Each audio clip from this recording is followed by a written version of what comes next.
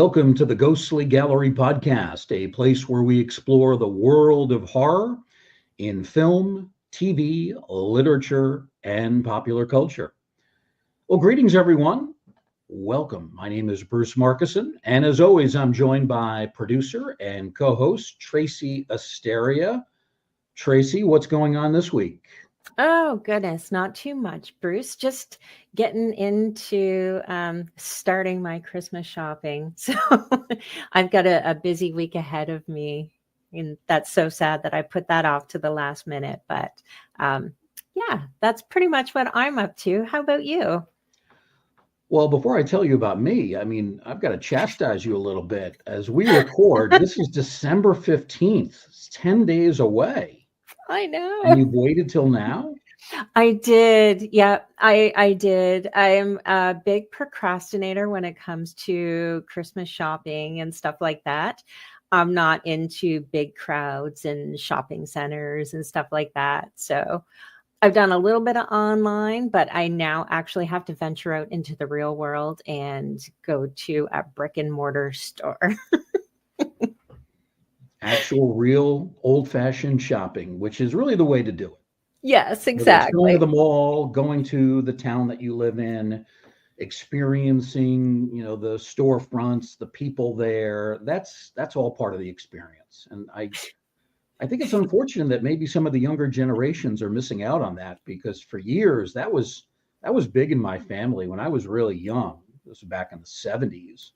My mother and I used to take an annual trip into New York City to see the windows, to see the shops, to buy Christmas presents. We usually went really early December, before the middle of the month, like first, second week in December. Oh, And we did wow. that usually on a Saturday or a Sunday. And that was like an annual tradition, going with my mom to see New York. And New York City at Christmas time, that's as about as beautiful as it gets.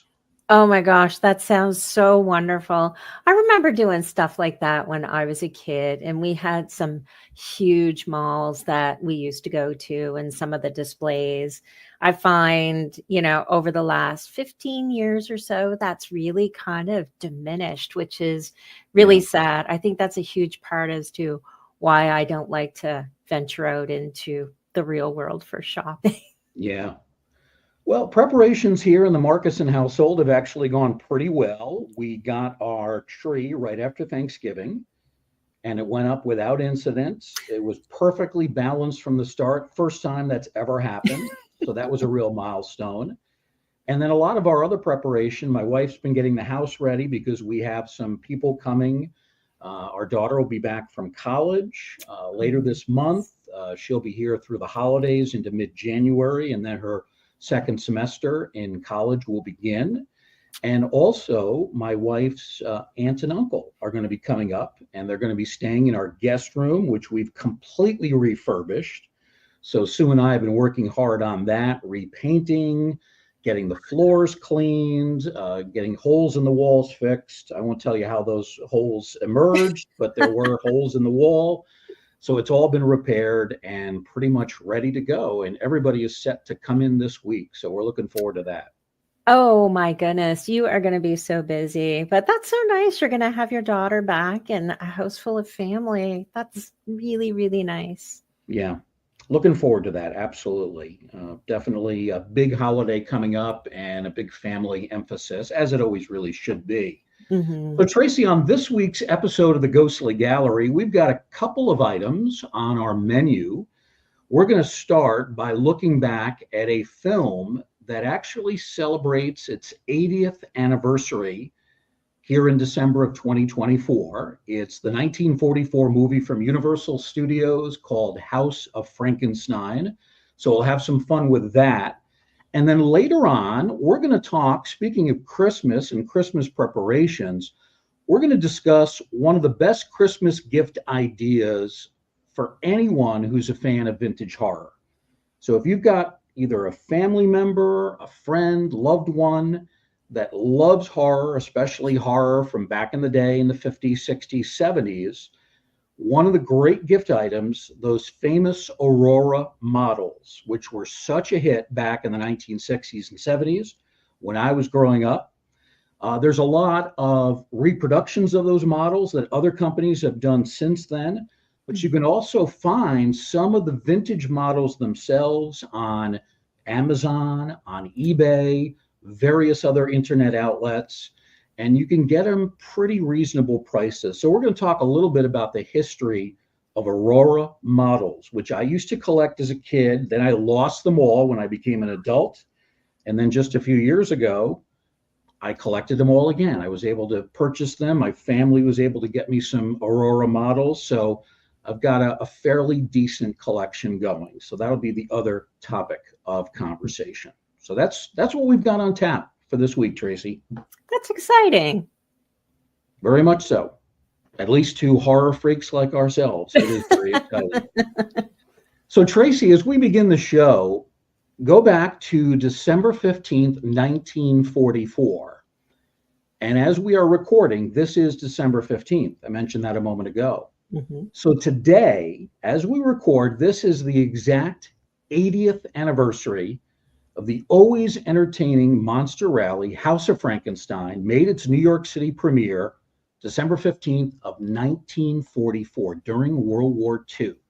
So 80 years ago, this movie came out, created quite a stir, and became a very, very successful hit. It's also become a cult classic for fans of horror. So let's talk a little bit about this film. And in this movie, we have Boris Karloff, who returns to the pantheon of monsters for Universal Studios. No, he doesn't play Frankenstein, doesn't play the monster, but he does play a very evil character, Dr. Gustav Niemann. He is an imprisoned grave robber who escapes prison when a lightning bolt strikes the building and results in its collapse. Now, this is a pretty far-fetched premise. I don't even know if that's possible, that one lightning bolt could completely collapse a building. But hey, it's the world of make-believe. It's the world of monsters. So I guess you got to give them a little bit of latitude. So this allows Niemann and his friend, his partner in crime, the hunchbacked Daniel, played by J. Carrol Naish, he and Niemann work together as Niemann is going to continue his run of crimes. So they're both fugitives from the law, thanks to the lightning bolt. The two men kill the head of a traveling carnival show, which actually features what is said to be the skeleton of Dracula. Niemann then accidentally brings Dracula back to life when he removes a knife from the skeleton. Dracula returns. Later, Niemann and Daniel stumble upon the frozen bodies of the Wolfman and the Frankenstein monster. They were both buried under the rubble of Frankenstein's castle. That's what happened at the end of the previous movie in this series, and that was Frankenstein meets the Wolfman. The castle falls apart. It's rubble.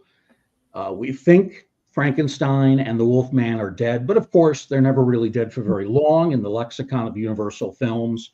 And yeah, they're back in life, back in the living in House of Frankenstein. And as we'll see, Niemann is going to call upon the Frankenstein monster as part of his plan of revenge against those who were responsible for his imprisonment. They were the ones who reported his crimes. I'm trying to remember the exact nature of one of the things that he did, but I think he tried to transplant a baboon brain into a human, or maybe it was a human brain into a baboon, or something ridiculous that he thought was perfectly fine to do. It was reported as a crime.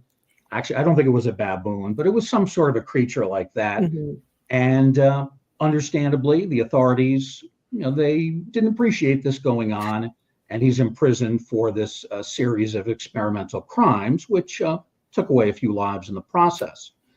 Now, all the while Dr. Niemann and his partner Daniel are involved in this plan of revenge, Daniel becomes obsessed with a beautiful gypsy woman whom he has rescued from an abusive man in a gypsy camp.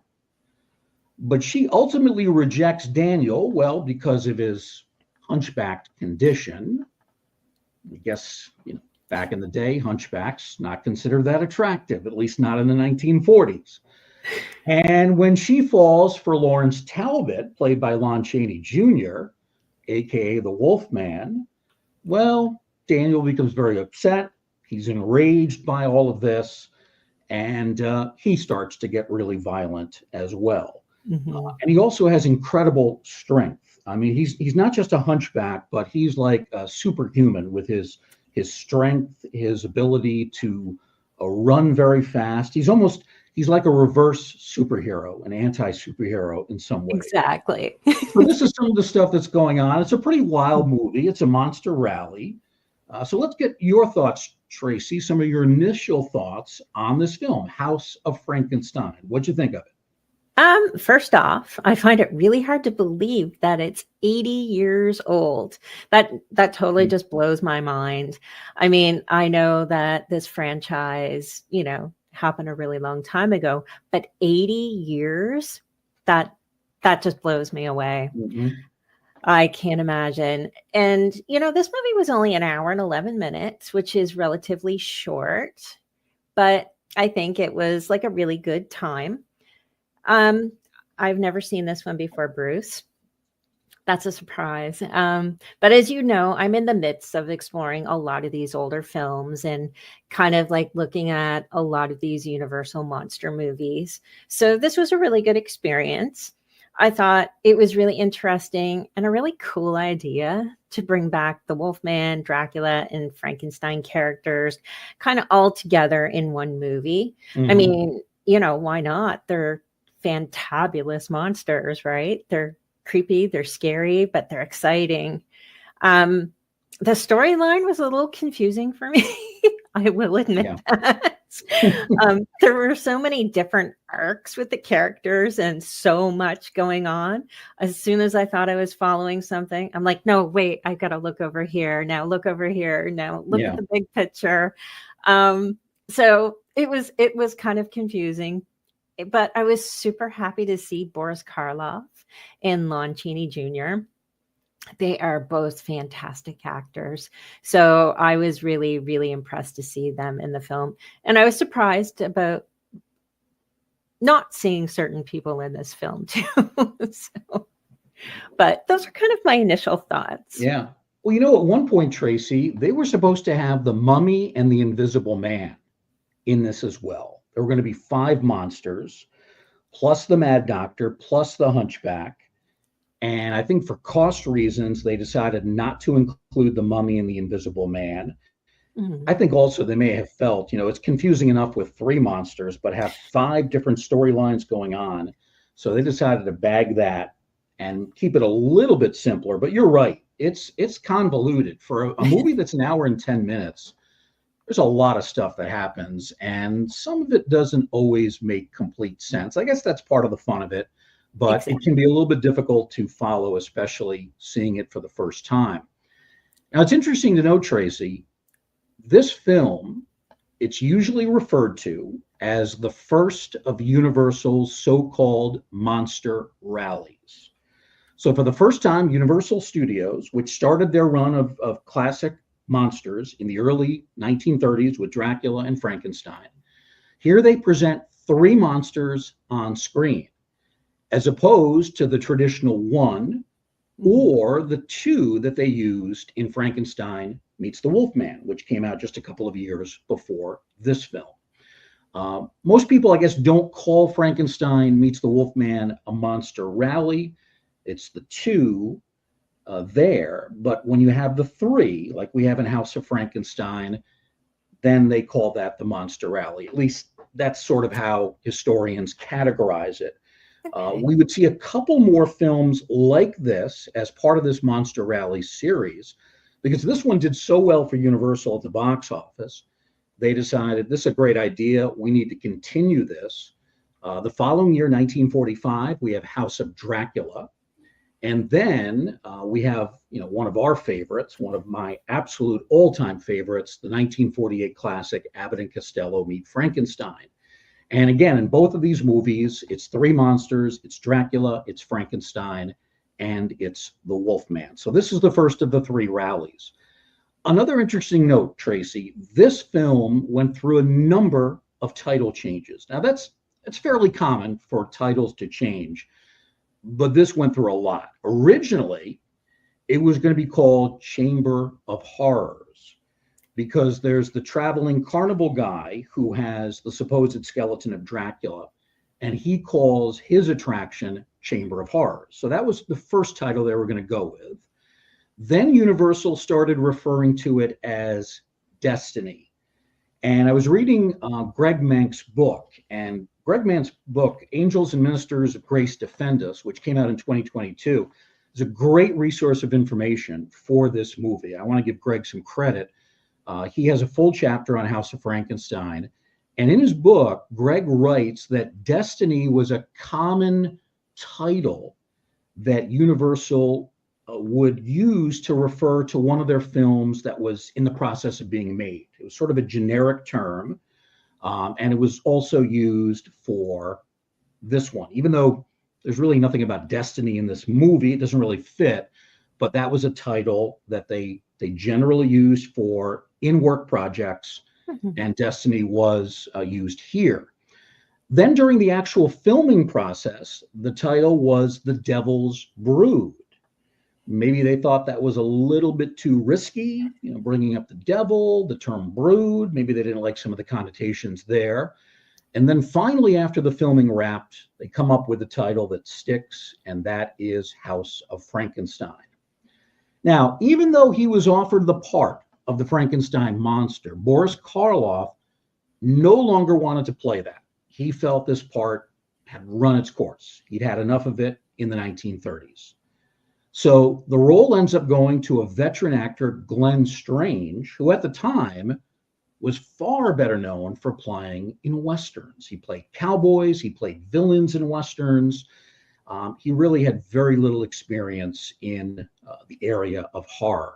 But Strange ends up being the choice in this movie. He also returns for House of Dracula and Abbott and Costello meets Frankenstein. Another interesting tidbit that came from Greg Mank's book, while working on House of Frankenstein, Karloff apparently gave everyone a literal scare on set. The first scene that he films is actually the climactic scene in which he and the Frankenstein monster, played by Glenn Strange, descend into a marsh where there is quicksand. During the filming, both actors went completely under the marshy water, which was what was supposed to happen.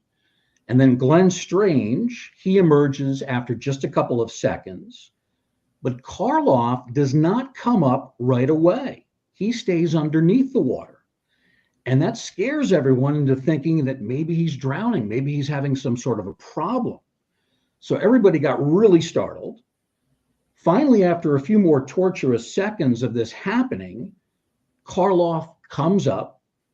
Turns out he was fine. When he was asked why he stayed underwater for so long, he said he was simply making sure that he stayed underwater long enough to get the scene right, and he wanted to make sure that they didn't have to do another take.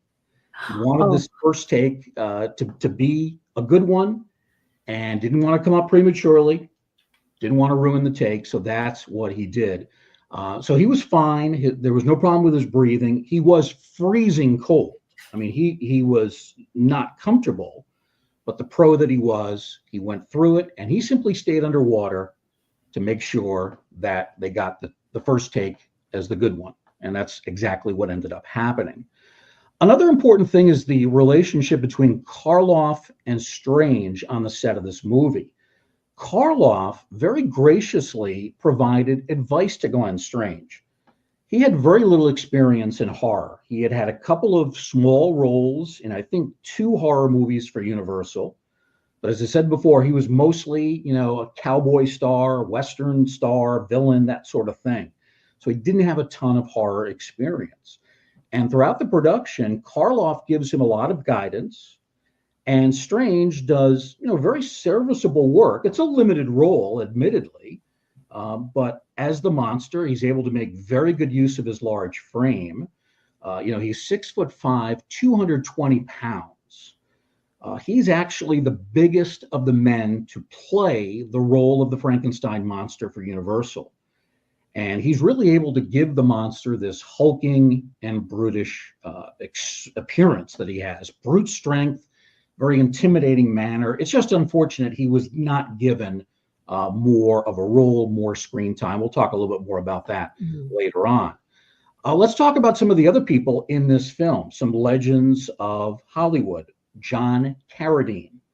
He was chosen to play the part of Dracula, even though there were rumors that Universal was going to offer this to Bela Lugosi. However, at the time, Lugosi was committed to acting in the stage play Arsenic and Old Lace, and he was therefore unavailable. He would have loved to have been in this, but he had the commitment to the stage play, so he couldn't do it. Carradine, a younger actor, had been piling up credits for Universal, and he certainly seemed like the logical choice. But it is interesting to note that he apparently irritated another actor, Peter Coe, while on the set. There was a scene where Coe's character, he plays one of the good people, is in the same room with Carradine as Dracula. And Coe felt that Carradine was scene stealing. Basically, he felt he was being upstaged by this up-and-coming young actor. And apparently, Coe confronted Carradine after the filming of that scene and said, cut it out, no more of that. According to Coe, Carradine did tone down his act and he became more professional in future scenes. One other actor I want to mention plays obviously a key role in this, and that's the one actor to return in his monstrous role from previous Universal movies, and that's the great Lon Chaney Jr. He always played the Wolfman for Universal. I believe it was 5 times during his career. And he was always great in that role. He perfected the job expertly, not only playing the Wolfman, but also playing really this kind of sad, somber figure of Lawrence Talbot, a man who is destined to turn into a werewolf when there is a full moon, commit crimes that he doesn't want to commit. He's not an evil man, but he has no control over it. And he was really able to play that part with, I guess, a lot of pathos. And again, he nails the part of Talbot and the Wolfman here in House of Frankenstein. So those are some of the key players. There are others too. I'm curious, Tracy, who in particular stood out for their performances here? Was there anyone you really liked above and beyond the others? It was really interesting for me just watching this movie for the very first time. I was looking forward to seeing the monsters, and when Dr. Neiman and Daniel escaped from the prison, they quickly introduced Dracula in a really bizarre way. Like, to me, that was really, really bizarre. And I was expecting to see Bela Lugosi. That's who I totally expected to see. So right off the bat, I was kind of disappointed that it was a different actor, just because Bela Lugosi is Dracula for me. But John Carradine as Dracula, I mean, he was really good. He was suave. I thought it was really odd that he was kind of put in a position to serve rather than be the monster Dracula that we're so used to seeing. But, I thought he did a really great job. And of course, Lon Chaney Jr., he was excellent. I'm a big fan. So I think he did another great job, as he always did. His character never really changes, though. It's always the same. At one point, I was kind of shocked at the very end, basically, where his character was taken out by a silver bullet. That kind of really, I was like, well, that's really weird. And Boris Karloff, he was really great. It was different seeing him in a different kind of a role and not as the monster. So that was different for me. But again, he was really good. He was kind of like an evil, creepy type character. So I think he did really, really well. There was one performance that I didn't really care much for. And I know it's so sad to say, but the young girl, we were talking off camera about the young girl who played the gypsy dancer that Daniel had fallen in love with. And I thought she was a little bit annoying. Um, but she's super young though, which I didn't realize that she was really young. So that might have played a part in it. Yeah. Um, my heart kind of hurt for Daniel because she was, trying to get Daniel's attention. And, you know, once Larry Talbot came into play, she kind of distanced herself and turned her affections onto this other person. So I just found that a little bit annoying. Yeah. Yeah. But, the performances, I think everybody did a really great job. Um, those were just kind of like the real standouts to me for this one.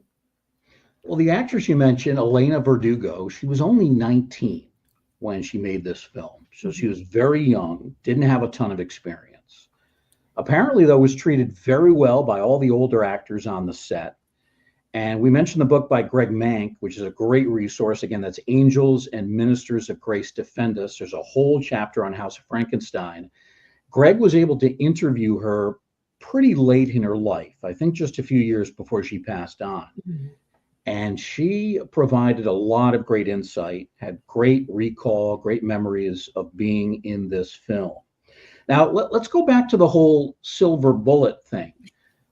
Because when you look at werewolf history, a lot of the lore of werewolves comes from Universal Studios. Mhm. And as I remember, in the first movie that Universal did on this subject, The Wolfman 1941, I believe it's a silver bullet that does in the werewolf. Mm. And I think it was Universal that started that whole kind of tradition Right. because it was not based on a book, unlike Dracula, which is based on Bram Stoker, unlike Frankenstein, which is loosely based on Mary Shelley's great novel. There really was no Wolfman book or full length story. And a lot of the traditions and the beliefs and the legends of lycanthropy, werewolfism, Mhm. come from Universal. So I want to say that started with Universal Studios, if I'm not mistaken. No, I think you're right. I think I heard the same thing.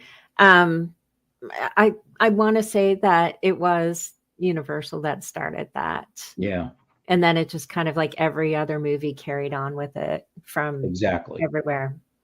But yeah. Oh, and one more person I wanted to mention too was definitely Glenn Strange as the monster, by the way. I thought it did really good for the very minimal role that he had. But I don't know about you, but I was kind of disappointed with the makeup that he was wearing, like to Mm, bring him into the character. I just thought it was really odd because usually as a character progresses with different movies, like the makeup and the process gets mhm. better and better. But for some reason, the makeup didn't look great in this Mm. film. That I don't know if you thought that same thing, but it didn't look like the typical monster, if you know what I mean. I'm trying to remember if it was Jack Pierce who still did the makeup here as he had done in the 1930s Mhm. films. And he was about as good a makeup man as you could get. I wonder if it was a cost-cutting thing. Maybe they couldn't go the full bore with some of their previous procedures for makeup. I'm not sure exactly what would have Mhm. happened, but I did kind of notice that.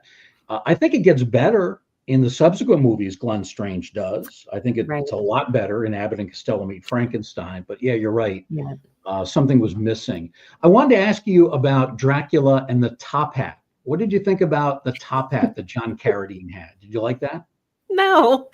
You did not. I did not.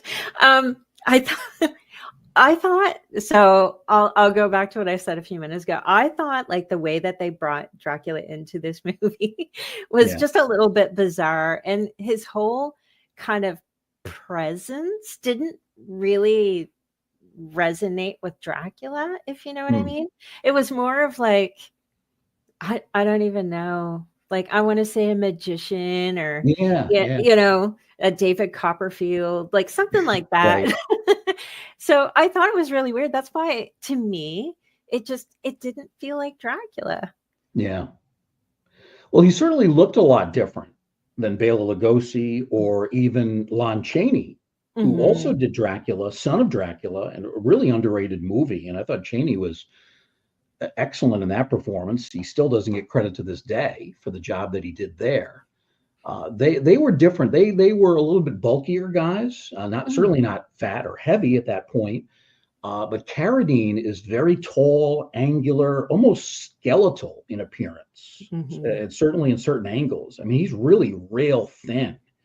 And then you put the top hat on his head. Yeah, he does look like a magician at times. You're waiting for him to, you know, pull a rabbit and a saw out and start, trying to saw someone in half. That's right. It is a different look, and I guess he was trying to put his own stamp on the role, and apparently Mm. Universal went along with it. But it is weird. Yeah, Yeah. I got a quick question sure. about, Carradine. Is that David Carradine's father? Do you know? Or is Yes. Yeah. Oh, is it? Okay. I was curious. I didn't Yeah. have a chance to look it up, but, Yeah, I was wondering. he's the patriarch of that Carradine family of so Mhm. many actors. John Carradine, he was married several times, and he had a number of children, many of whom went on to careers as actors. Okay. And he was a guy that actually acted into the 1980s. He was pretty much acting right up until the time that he died. I want to say he died around 1988 or 89. Mhm. And he was still making movies well into his 80s. He, I think he certainly couldn't take on the significant roles that we would see him at times do Mhm. when he was in more advanced age. But as a younger actor, he did have some starring roles. Of course, in this movie, he's more of a supporting player, and his character, unfortunately, doesn't last that long into the film, which is kind of a weird decision, one of several weird decisions that were made here. But he had a long career as a character actor. And if you look at all the credits, I think he appeared in over 400 films, many horror movies. Unfortunately, a lot of bad ones. He made a lot of bad movies in the 60s and 70s and even the 80s. He was one of those guys, though, that he did a lot of work. I guess that was his income. He needed the money. He wanted to be out there. Mhm. But also, there's a lot of good supporting roles in tremendously good films. He doesn't necessarily have big roles in these movies, but they usually add something to the presentation. My favorite made-for-TV horror film of all time, Crowhaven Farm. He's in that. Mm. Oh, He's in really? The Howling with Dee Wallace. He has a smaller Mhm. role in that film. He did a really good movie in the mid 70s, Shockwaves, where you Right. see his character early in the movie before he's killed off. He did The Sentinel, which is actually the title character. It doesn't have any speaking role in that film, but visually, it's an important part of the movie. Mhm. So he racked up a lot of good credits. Unfortunately, he racked up a lot of lousy credits as well. There were some regrettably bad movies that he did, especially in the 60s. And I should mention, he had an important part in the Munsters TV show. He played Mr. Gateman, who was Herman's boss at the funeral parlor. So that was Really? him as well. Yeah. Oh, I did not realize that. Yeah. Oh, that's cool. Yeah. That was a recurring character about 3 or 4 times that he appeared as Mr. Gateman. And that was much more of a comic role, but he had that typical Carradine creepiness going Yes. on as well. Yeah. Oh, So that's interesting. Thank you. yeah, absolutely. So Universal spent a pretty good amount of money to make this film, House of Frankenstein, $350,000, which is a lot for the time. And they gave the director, Earl C. Kenton, more than 30 days to complete the filming. And that was more than usually was allotted for horror films like this. The end result, I think, is a fairly polished and a fun film, even though it's short on any real character development. It certainly doesn't have the subtlety, the sophistication of many of Universal's true horror classics. You mentioned another shortcoming early on, and this bears repeating, the film's length. is a problem. It's only an hour and I think 11 Mhm. minutes. Yeah. That would have been typical for the 1930s, but by the 1940s, horror films were getting a little bit longer. I don't know why they cut this off at an hour and 11, Mm. especially with all the different monsters, all the different subplots going on. This could easily have been an hour and a half. So I'm not exactly sure why they did that. I also didn't like the rapid dispatch of the Dracula character involving John Carradine. I would have liked to have seen more of him. And as I mentioned earlier, it would have been really nice to see Glenn Strange Monster get more than 5 or 6 minutes of screen time. Mhm. It's called House of Frankenstein. I think people would have been expecting more of the Frankenstein monster. We really don't get to see him until the third act of the movie, very late. So, House of Frankenstein, it's not a deep film, but it is fun. It's fast moving. And for me, there's just something, Tracy, about seeing three monsters in one movie, along with a sometimes violent hunchback and a mad doctor who's just absolutely out of his mind. Karloff is great there. It provides a good package of entertainment value. It's a frantic monster romp, plenty of things going on. It's certainly not slow paced. And it was good enough to spawn two more of these monster rallies. It's not a great movie. I wouldn't call it a full fledged universal classic, but it's good. It's definitely worth seeing. And if you love the classic monsters like I do, it's worth seeing more than once every couple of years. I give it 3 stars for House of Frankenstein. So, Nice. Tracy, let's get some of your final thoughts and your ranking for the film. So, yeah, the story for me, it was all over the place. The storyline was a little confusing at times. I get that Neiman wanted the monsters to help him get revenge on the people that wronged him and everything. But I really wanted to see more of the monsters, instead of just having them as like secondary characters, because Mhm. that's what I was there for. Um, I thought the ending was kind of hokey, I guess. Just, why is it always the quicksand that brings a quick Mm. demise to people? So it was really actually interesting when you mentioned they shot that scene first. I did not know that in Yeah. the story behind it. So that's kind of freaky to know that, in hindsight. But that ending was a little bit disappointing. I think I'm going to definitely have to watch House of Dracula from 1945 next. And I might actually go back and start from scratch and do all of the Frankenstein movies. I think I'll have to like take a Sunday or a Saturday and just like have a Mm. popcorn day and do that. Yeah. Um, but it was good. Don't get me wrong, it was good. I'd give it 2.5, and I feel really bad for saying 2.5. It's a universal classic, but that's just kind of like my rating for that one right now. But I think it's definitely worth watching, and I'm gonna have to start out and just watch them one by one by one. Mm. So yeah. Well, it's a fair ranking. 2.5 stars for you, 3 stars for me. And I'll tell you what, Boris Karloff, he kept screaming to the Frankenstein monster, "Don't go here, there's quicksand." Apparently, though, Glenn Strange's monster did not speak English or understand English because he must have said it 4 or 5 times. No, don't go here, there's quicksand. And that message never got through. I mean, really, growing up as a kid, wasn't it like you were scared to death of quicksand and Oh, hot yeah, lava, right? absolutely. We So, had a swamp near where I grew up, and we always loved to go on adventures and explore through there. And I remember people telling me, "You're crazy. There's quicksand out there." We never found any quicksand. So I don't know. Maybe it's just not in the northeast of America. Maybe there's really not a lot of quicksand around here.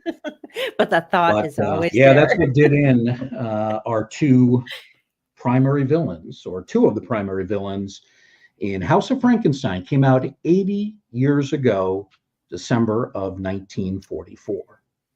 Well, Tracy, we're not going to end the Frankenstein talk there because the Frankenstein monster is a big part of our other topic of conversation for this week's Ghostly Gallery. And that has to do with Aurora Monster Models.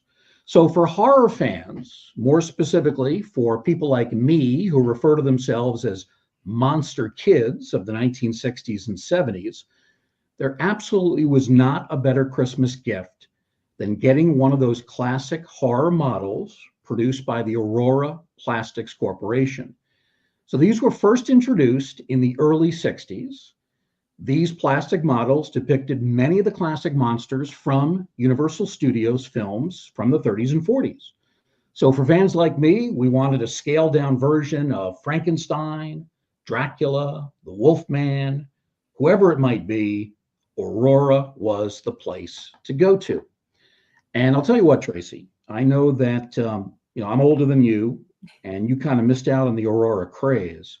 But these Aurora model kits were cherished back in the day. They were enclosed in colorful packaging. They featured legendary artist James Bama's rendering of each monster model. And they were fairly easy to assemble. They weren't that complicated. If you had tester's glue and model paints, you were good to go. So the Aurora line of monster models, and Aurora, by the way, they did many other kinds of models, but the monster models were the ones that really became the craze. And they started in the year 1962. There was an Aurora executive named Bill Silverstein, and he came up with the idea of creating models based on the monsters from Universal. Silverstein and Aurora began with the release of Frankenstein's monster, appropriately enough, as we talk about House of Frankenstein. And really, in a lot of ways, Frankenstein is the grandfather of all the creatures in the Universal films. Also, it is interesting to remember that Glenn Strange's version of the monster, and not Boris Karloff's, came to be the model for Universal's long line of plastic models and toys, games, all sorts of popular merchandise. So this was the licensing agreement. It was not Karloff's Frankenstein.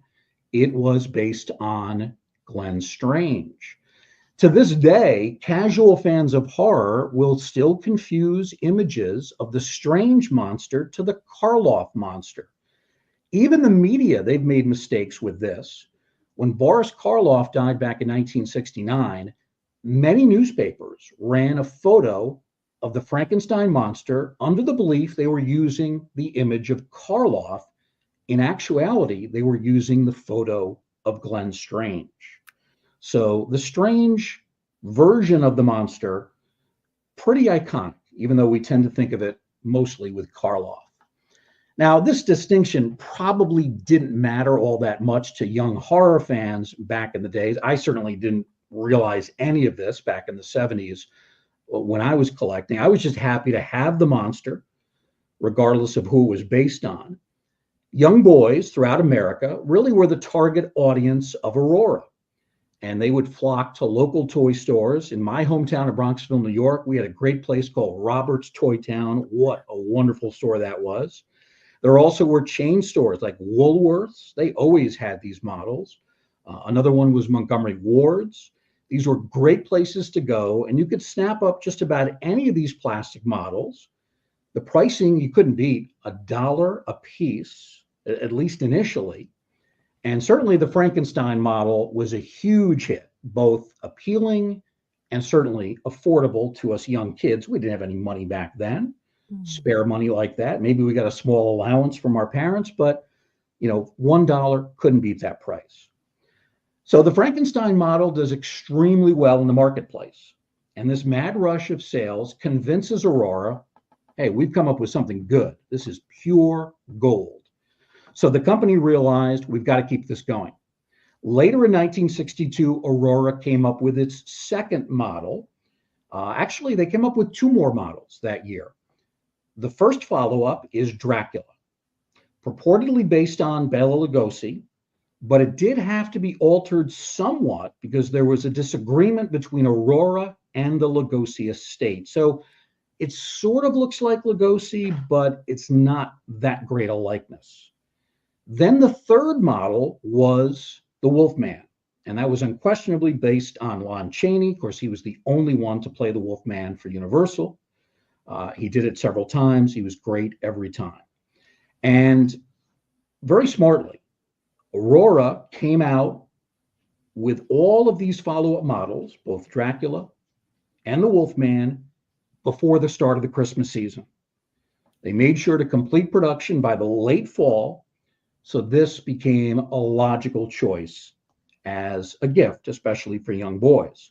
So by Christmas of 1962, young fans of horror found one, maybe all three of these monster model kits at the foot of their Christmas trees. Just like with the Frankenstein monster, the sales of the Dracula and the Wolfman also went very well.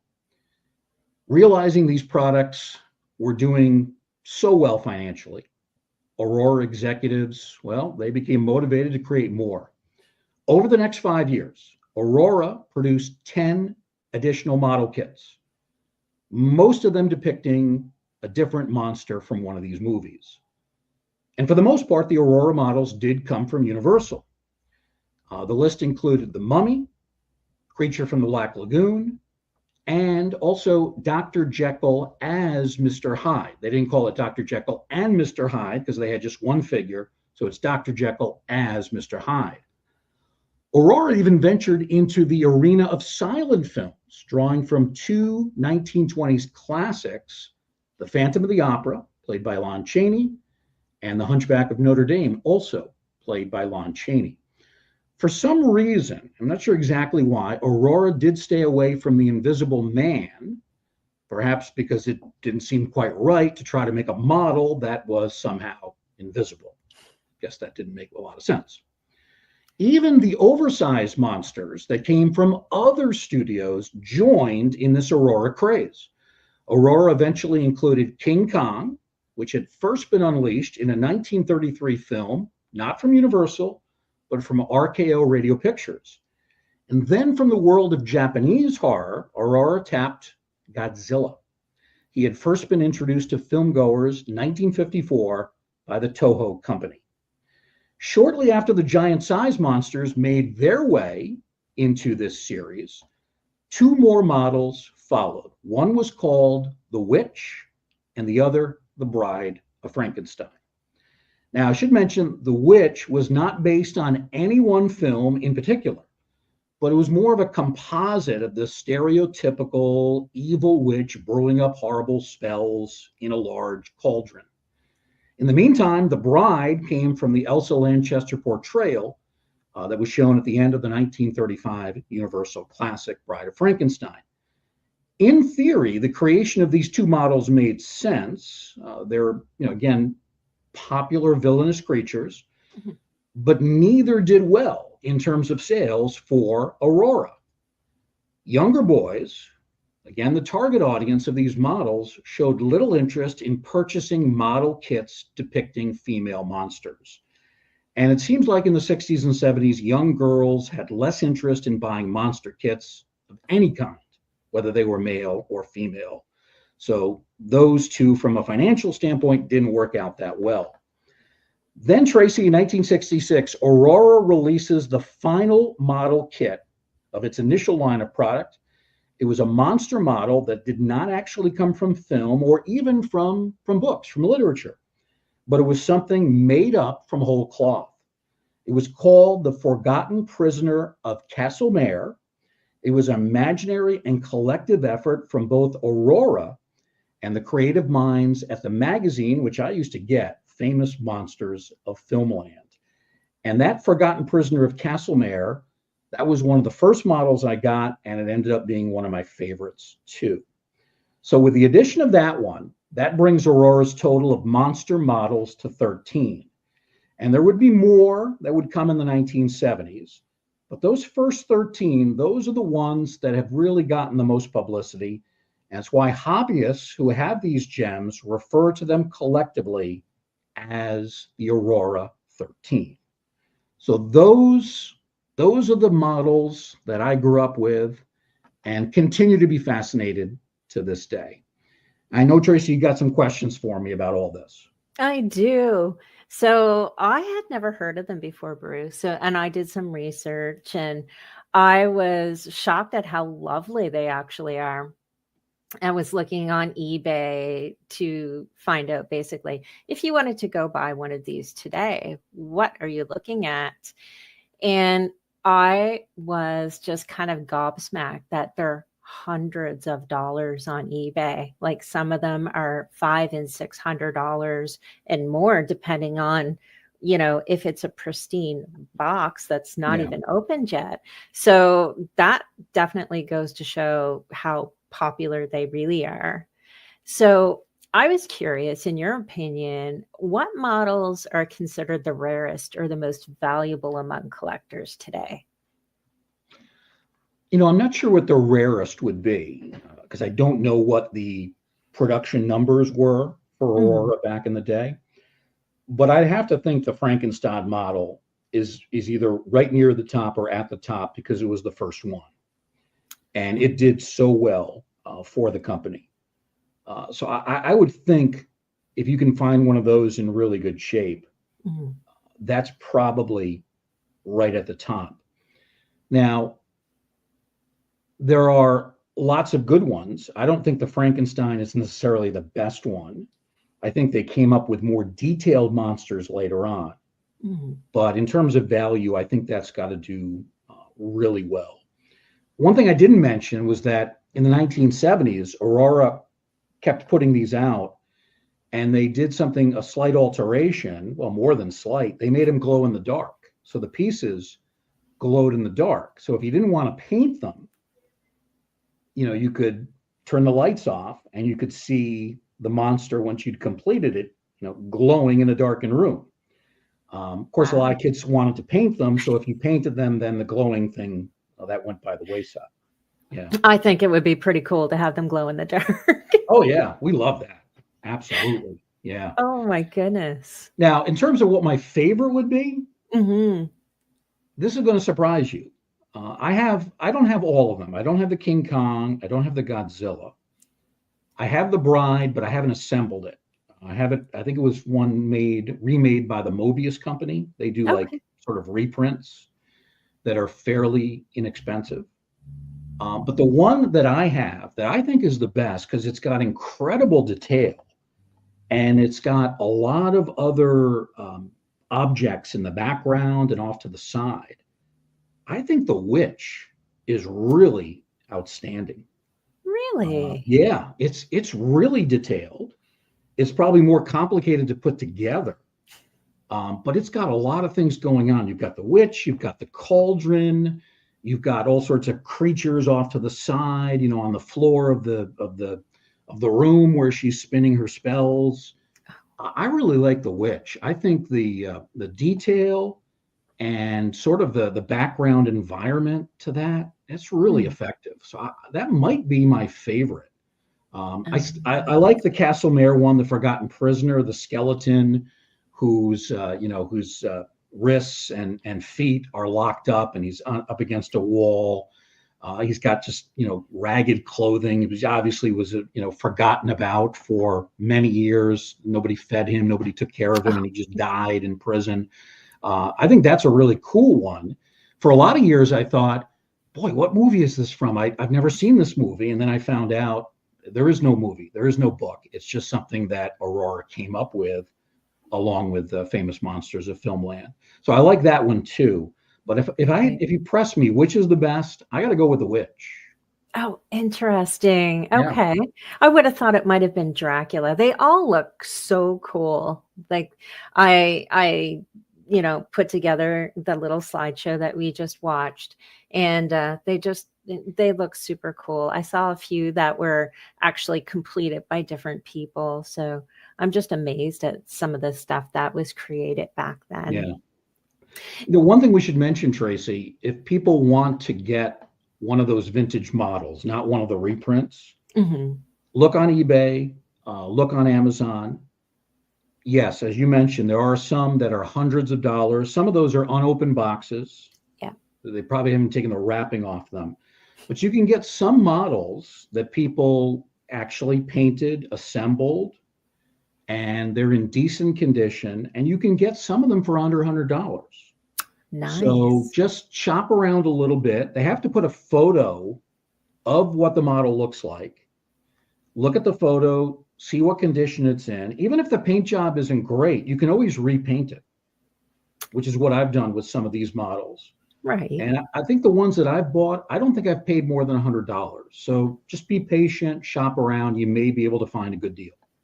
Oh, nice. And do you have any like Facebook groups or anything that you would recommend people to look to?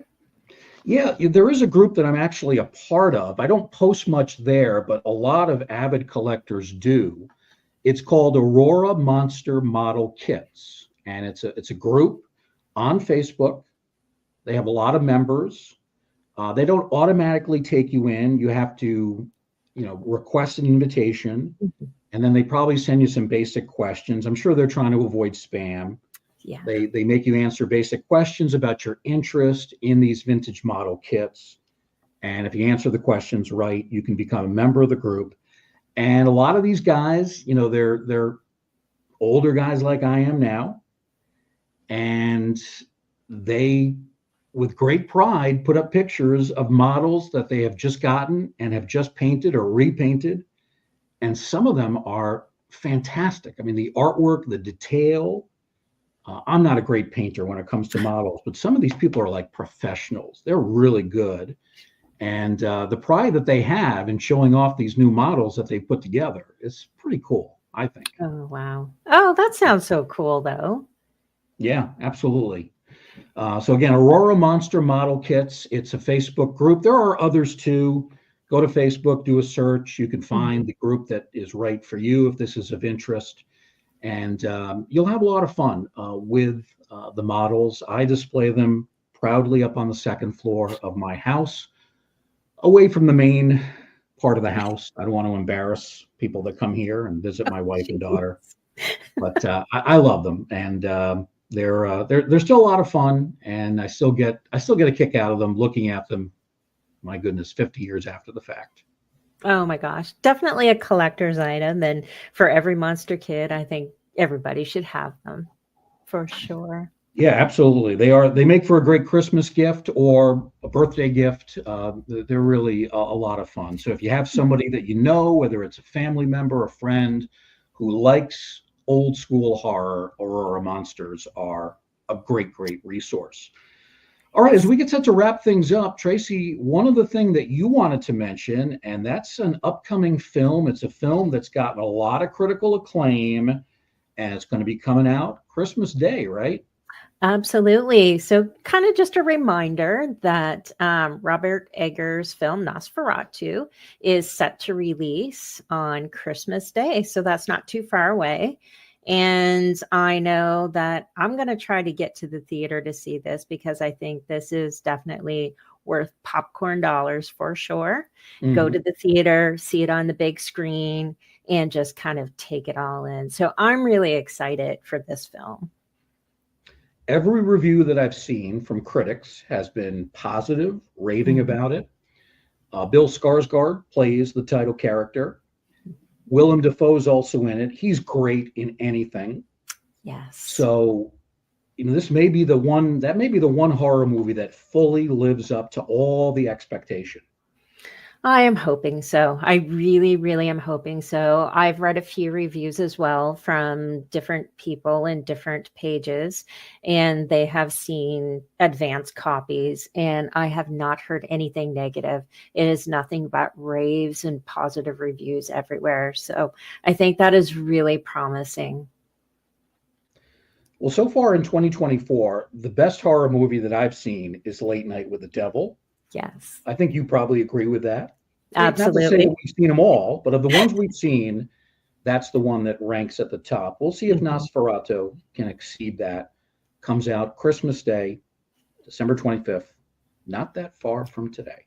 Nope, that's right. And just because we were talking about the Wolfman earlier, and another reminder, I believe it's January the 17th, the reimagined version of the Wolfman is set for release. Yes, And originally that was going to be with Ryan Gosling, I believe, right. and they changed the character up. But that's coming out in less than a month as well. So a couple of really good ones, on the way soon. Yeah, Gosling is one of the producers on the film, but he won't be starring in it. That's right. I haven't heard much about it in terms of how good it might be, but it certainly comes with a lot of anticipation. So that's January 17th. So two big feature films coming out in the coming weeks. Well, Tracy, as always, thank you for your many contributions to the show. Fun discussion of House of Frankenstein and Aurora Monster Models. Thanks. Thank you. It's been another great time. We thank all of our listeners as well, joining us right here in this Museum of the Macabre. And we do hope to see you again next time, right here in the Ghostly Gallery.